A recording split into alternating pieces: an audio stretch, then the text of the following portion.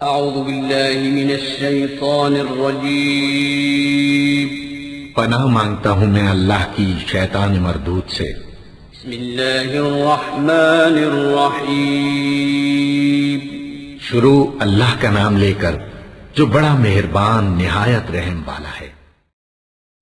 السلام علیکم۔ کیا آپ جاننا چاہتے ہیں کہ ہزاروں سال پہلے بھی انسان زمین پہ کس طرح رہا کرتا تھا؟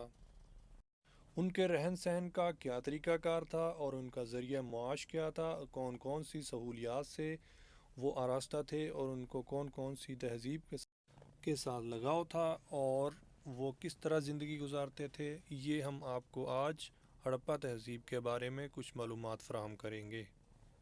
3500 سے 5000 قبل المسیح گزرنے والا یہ شہر، یہ لوگ، یہ تہذیب کس طرح رہتے تھے، یہ جان کر آپ کو بھی حیرانی ہوگی کہ اتنے سالوں پہلے، ہزاروں سال پہلے اتنی سہولیات، مکان، اپنی نکاسی آب اور خصوصاً گھر کو ایک نقشے کے تحت، ایک پورے شہر کو نقشے کے تحت جس طرح آج کل ترقی یافتہ شہروں میں ہوتا ہے، کس طرح انہوں نے بنایا ہوا تھا۔ نہ صرف رہن سہن بلکہ ان لوگوں نے اپنے آپ کو دشمن، سیلاب، تباہ کاریوں سے بچانے کے لیے بھی ایسے اقدامات کر رکھے تھے جو آپ دیکھ کر حیران ہو جائیں گے۔ اس طرح کی آفات سے بچنے کے لیے انہوں نے زیر زمین اس طرح کھدائی کر کے جگہ بنائی ہوتی تھی جہاں پر یہ سب چھپ جاتے تھے، جس کو فصیل کہا جاتا ہے۔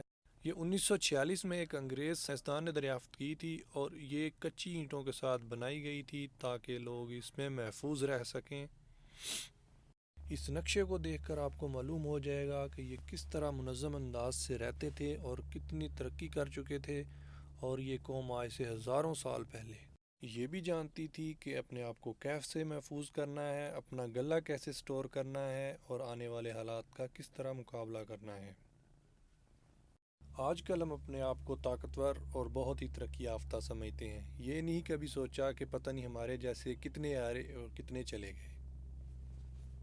آج بھی اگر آپ ہڑپا تہذیب کا یہ میوزیم دیکھنے کے لیے جائیں تو آپ کو جگہ جگہ ان کی معلومات فراہم کرنے کے لیے بورڈ نظر آئیں گے،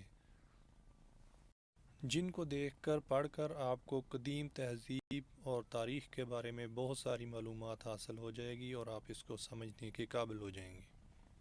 یہ وہ مسجد تھی جہاں لوگ نماز پڑھتے تھے اور یہ بہت ہی پرانی مسجد ہے اور اس کے بعد کئی دفعہ اس کو تعمیر بھی کیا گیا تھا۔ حیرت کی بات ہے کہ آج تک ان کی تباہی، بربادی اور پورے کے پورے شہر کا تباہ ہو جانا پورا اسرار ہے، کسی کو اس کا علم نہیں کہ کس طرح ہوا۔ بڑے بڑے نامور سائنسدان بھی اس پر آج تک خاموش ہیں۔ کوئی ایٹم بم، کوئی قدرتی آفات، کوئی سمندری طوفان کا نام لیتا ہے، کوئی کچھ کوئی کچھ۔ آج سے ہزاروں سال پہلے اپنی ضروریات کی چیزیں کس طرح بناتے تھے، مٹی کا استعمال کرتے تھے، پتھر کا استعمال کرتے تھے، یہاں تک کہ جانوروں کی ہڈیوں، سینگ اور سیپ اور سمندری جانوروں کی ہڈیوں کو استعمال کر کے چیزیں بناتے تھے۔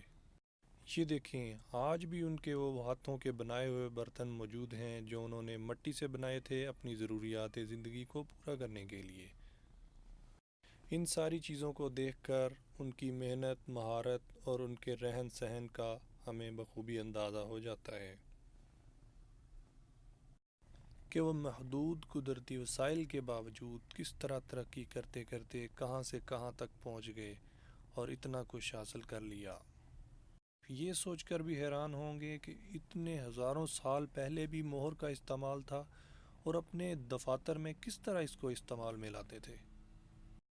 یہ بڑے بڑے 2 شیشے اور پتھر کی بنی ہوئی مختلف مہریں مختلف سائز کی پڑی ہوئی ہیں، مختلف ڈیزائن کی پڑی ہوئی ہیں۔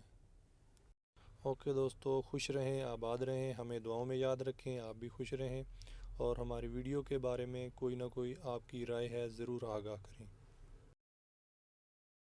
صدق اللہ